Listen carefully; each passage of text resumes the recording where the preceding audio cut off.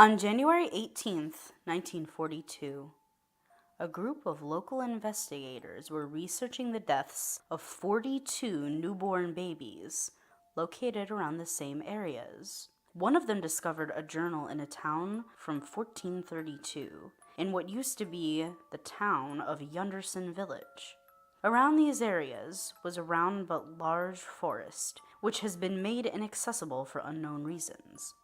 However, the contents of the journal may provide a clue as to why the newborns went missing. September 7th, 1431. Oh Lord, please don't let this happen again. I keep trying to fit in at my school, but the Christian kids keep making fun of my mother's odd behavior. Some even spit on my face in disgust. I'm very thankful that I have such a nice home in a small, quiet town like Yunderson. However, that dell towards the back of the village, where a woman called Nanny Morgan, really scares me. September 28th, 1431. Oh, blessed is the Lord, that shy girl Christina seems to have accepted me as a friend. However, she never did say where she lived. September 30th, 1431. Christina hasn't asked me to meet her in the woods for the past 2 days, which is odd. She seemed to have disappeared from existence. Also, people are beginning to frame me for her disappearance, which makes me angry, as she was my only friend. October 5th, 1431. The weather is beginning to get a bit colder now, and Christina is still nowhere to be found. October 12th, 1431. My mother has locked herself away from the world. All she ever does is sit by the fireplace in her rocking chair. October 20th, 1431. My mother told me to sit with her and have a talk. She told me that we were safe as long as the charms were up. I'm not sure what she means. October 31st, 1431. The townsfolk have been glaring at my mother all week. Maybe it's because they think she's responsible for the murders of the babies and the disappearance of Christina. I don't go to school anymore, and now I know I never will. December 5th, 1431.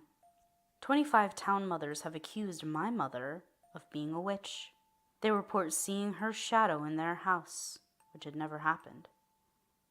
There was not any shadow but mine and my mother's, not the shadow of a murderer, and now she is sentenced to death. December 21st, 1431. It happened yesterday. My mother was hanged, and then her body was burned.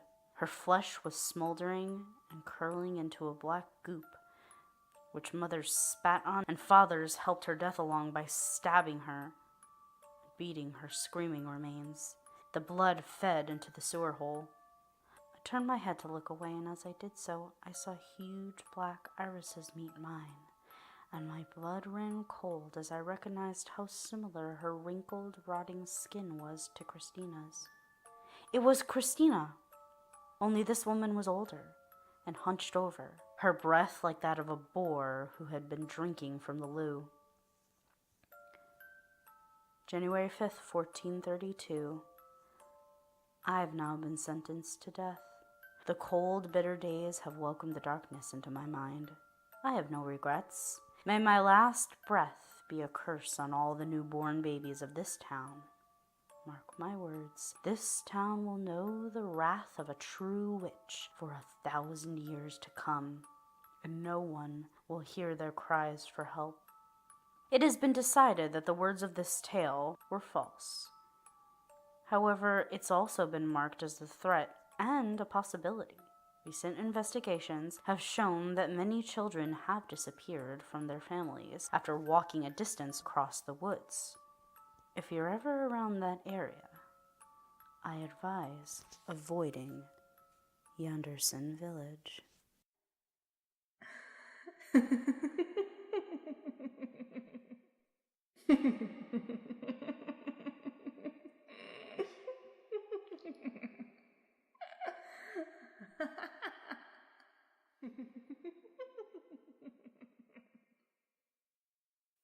Hi, 207. It's Miss Viola Swamp. Thanks for listening, commenting, and subscribing. Go check out my Facebook page and leave suggestions for stories you want to hear. I hope to see you in class next time.